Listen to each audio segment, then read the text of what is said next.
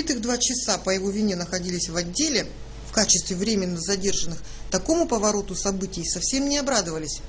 А что случилось? По какой причине вас задержали? По подозрению в терроризме. Ужасно, да?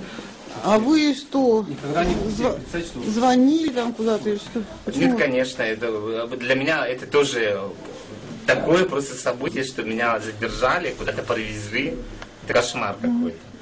Ну а вам что-то объяснили, по какой причине именно на вас подозрение? Причем люди, которые правоохранительных органов, ничего не объясняют, они говорят, что только здесь будет все это объяснять, поэтому я буду жаловаться, и я знаю, что я сам по образованию журналиста, что я буду жаловаться.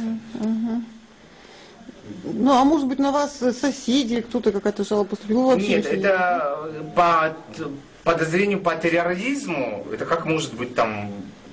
Какие соседи могут... Ну, может быть, с вашего телефона звонок поступал, наверное, как-нибудь. Ну, пусть они проверят все это. Хорошо.